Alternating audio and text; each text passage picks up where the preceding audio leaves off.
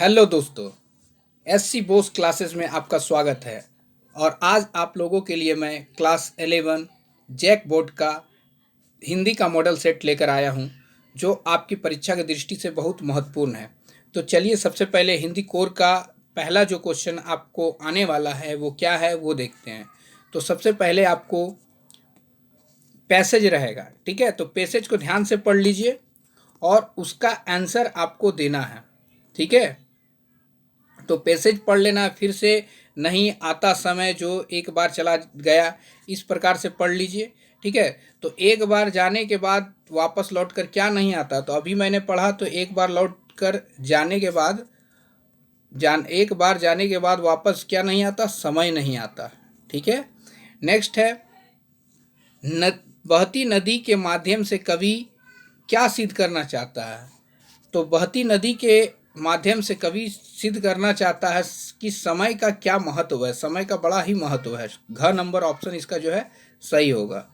Next है जीवन में किस प्रकार के लोग प्रगति करते हैं। तो जीवन में जो है पैसेज के अनुसार आपका जो है योजना बनाकर जो कार्य करते हैं और आशा का प्रबल भाव रखने वाले उपरोक्त तो दोनों प्रकार के लोग जो है प्रगति करते हैं। नेक्स्ट है दृढ़ निश्चय वीर को क्या लाभ प्राप्त होते हैं। तो जो दृढ़ निश्चयी व्यक्ति होते हैं उसको सफलता प्राप्त कर लेते हैं, सभी प्रकार के सुखों का उपभोग करते हैं, जीवन में निरंतर आगे ही बढ़ते रहते हैं, यानी उपरोक्त सभी इसका जो है राइट आंसर होगा। नेक्स्ट क्या है, फिर से इसको पढ़ लीजिए, फिर से पैसेज रहेगा, ठीक है। यानी 2 पैसेज अभी तक आ चुका है। चलिए, तो पैसेज जो है बहुत ही ध्यान से पहले आपको पढ़ना है और पैसेज पढ़ने के बाद फिर से आंसर देना है। तो पहला जो क्वेश्चन है, साहित्य की दीवार किसकी नींव पर खड़ी होती है। तो साहित्य की दीवार जो है वो जीवन, ठीक है। देखिए यहाँ पर आपको जो है पहला ही साहित्य का आधार जीवन है ना। इसी नींव पर साहित्य की दीवार खड़ी होती है, यानी जीवन पर आपका जो है साहित्य की दीवार जीवन पर, जीवन की नींव पर खड़ी होती है। नेक्स्ट है जीवन अगम्य है क्योंकि वह परमात्मा की सृष्टि है। क्या है, परमात्मा की सृष्टि है। नेक्स्ट है जीवन का उद्देश्य क्या है। तो जीवन का उद्देश्य आनंद ही तो जीवन का उद्देश्य है। नेक्स्ट गाधांत का उपयुक्त शीर्षक देना है। तो साहित्य और आनंद, इस गाधांश का यानी एक नाम देना है। जो पैसेज है आपका दिया हुआ है, इस पैसेज का नाम है, तो उद्देश्य ही जीवन का आनंद है ना। इस तरह से आप इसको क्या दे सकते हैं, तो साहित्य के प्रति जीवन में क्या आनंद है, तो साहित्य और आनंद दे सकते हैं। नेक्स्ट है व्याकरण से आपको देखने को मिलेगा। तो व्याकरण से क्या देखने को मिलेगा, केवल व्याकरण से आपको जो है जनसंचार माध्यम भी देखने को मिलेगा, ठीक है। और कुछ भी नहीं रहेगा, संज्ञा सर्वनाम वगैरह इसमें नहीं है, ठीक है। अभिव्यक्ति और माध्यम है ये, ठीक है। तो सबसे पहला संचार का श्रव्य माध्यम कौन सा है। केवल सुनने के लिए कौन यूज किया जाता है, तो केवल सुनने के लिए रेडियो यूज किया जाता है, ठीक है। सूचनाओं का संकलन कर संपादक तक पहुंचने की जिम्मेदारी किसकी होती है। तो सूचनाओं का संकलन कौन करता है, पत्रकार। यानी पत्रकार जो रहता है, रिपोर्टर जो रहता है, वो क्या करता है, सब जगह सूचनाएं लेकर संपादक को दे देता है, संपादक उसको छापता है। नेक्स्ट क्या है, साहित्य अभिव्यक्ति में रचनात्मक लेखन का माध्यम है। क्या है, साहित्य अभिव्यक्ति में रचनात्मक लेखन का माध्यम क्या है। तो इसका जो राइट आंसर होगा वो भाषा होगा।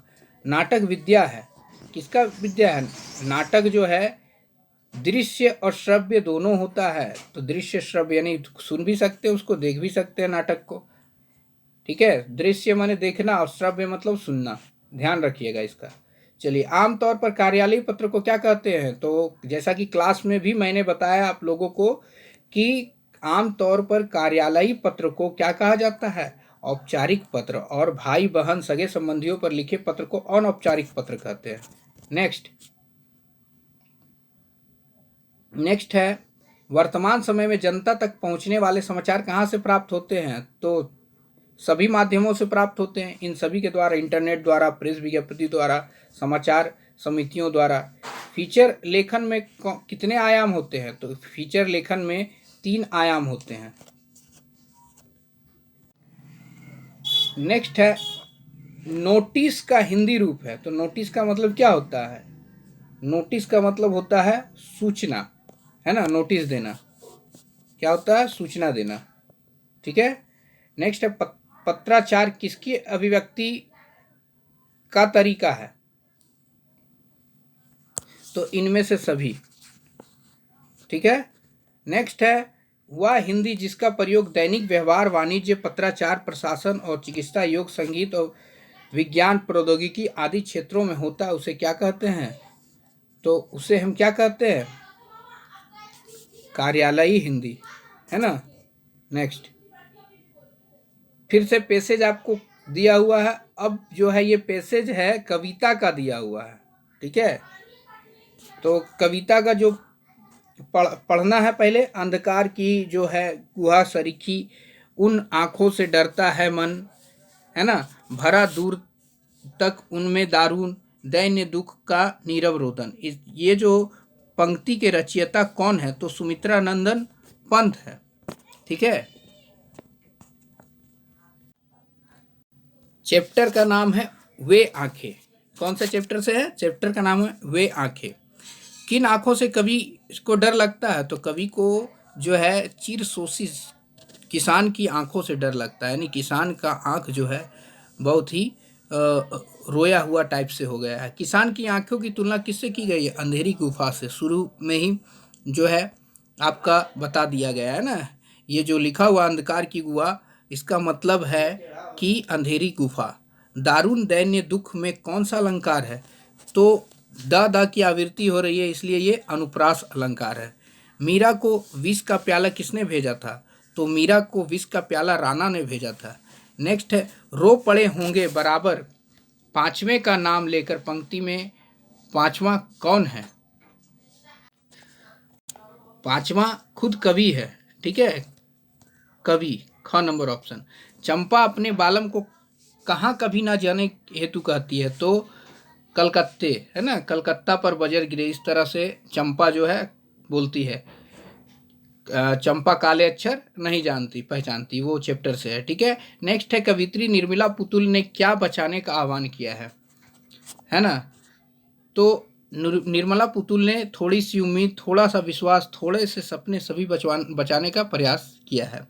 चलिए आगे आगे है पीपर पाथर पूजन लागे, तीर्थ गर्व जो है भुलाना, पंक्ति में कौन सा अलंकार है? प की जो आवृत्ति हो रही है फिर से अनुप्रास अलंकार होगा। नेक्स्ट है आपको फिर से पैसेज पढ़ना है और पैसेज पढ़ के उत्तर देना है। प्रस्तुत गाथांश के लेखक कौन है? तो इसका जो लेखक है शेखर जोशी है, ठीक है। ये आपका कौन सा चैप्टर से है? तो चैप्टर का नाम है गलता लोहा, और गलता लोहा जो है चैप्टर कौन लिखा है? शेखर जोशी लिखा। आगे क्या है? प्राइमरी स्कूल उत्तीर्ण करने पर मोहन को क्या प्राप्त हुआ? तो प्राइमरी स्कूल जो है वो मोहन जो उत्तीर्ण कर लिया तो उसको छात्रवृत्ति मिला है, ठीक है। नेक्स्ट है वंशीधर तिवारी व्यवसाय से क्या थे? तो वंशीधर तिवारी जो है व्यवसाय से पुरोहित थे, पूजा पाठ का काम करते। तो मोहन के विषय में किसकी भविष्यवाणी सिद्ध हुई? तो आपको जो है लिखा हुआ पैसेज में ही कि देखिए आपको जो है पैसेज में त्रिलोक सिंह मास्टर की भविष्यवाणी, है ना, त्रिलोक सिंह मास्टर। तो मास्टर त्रिलोक सिंह की भविष्यवाणी जो है वो सिद्ध हुई। नेक्स्ट क्या है? मियां नसरुद्दीन को कौन सा इल्म अपने वालिद उस्ताद से, यानी अपने जो पिताजी से और नानबाई का जो है उसको हुनर प्राप्त हुआ था। आगे क्या है? नादिर शाह ने दिल्ली के कत्ले आम के समय किसके अनुरोध पर कत्ले आम रोक दिया था? तो शाहजहां का जो है ना वो आदेश पर कत्ले आम को नादिर शाह रोक दिया था। आगे क्या है? अनुरोध पर, है ना, अनुरोध किया था शाहजहां। नेक्स्ट क्या है? मोहन के पैर अनायास किस टोले की ओर मुड़ जाते थे, है ना, यानी किधर चला जाता था मोहन? चैप्टर फिर से वही है शेखर जोशी वाला, गलता लोहा का है। तो मोहन का जो है वो शिल्पकार टोला की ओर मुड़ जाता था। किस पार्ट में भारतीय शासन तंत्र पर उसकी कमजोरियों पर चोट किया जाता है? तो इसका जो राइट आंसर होगा जामुन का पेड़। नेक्स्ट है सैयद हैदर रजा के अनुसार चित्रकला क्या है? तो सैयद हैदर रजा के अनुसार जो है चित्रकला जो है आत्मा का ताप है।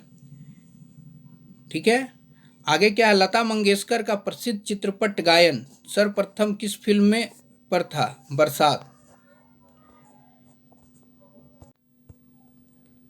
नेक्स्ट है सीधे बरसात से मिलने वाला पानी क्या कहलाता? तो सीधे पालर पानी कहलाता है। बेबी ने अपनी किस भाषा में लिखी थी? तो बांग्ला भाषा में लिखा गया है। ठीक है, और पत्रिका में ऐसा कौन सा नाम लिखा था जिसे देखकर बेबी आश्चर्यचकित हो गई? इसका जो आपको कमेंट जो बॉक्स में है ना, उसका आंसर आपको इसका देना है। ठीक है, चलिए नेक्स्ट वीडियो आप लोगों के लिए और भी बेहतरीन वीडियो आएंगे, तो चैनल को सब्सक्राइब कर ले। धन्यवाद।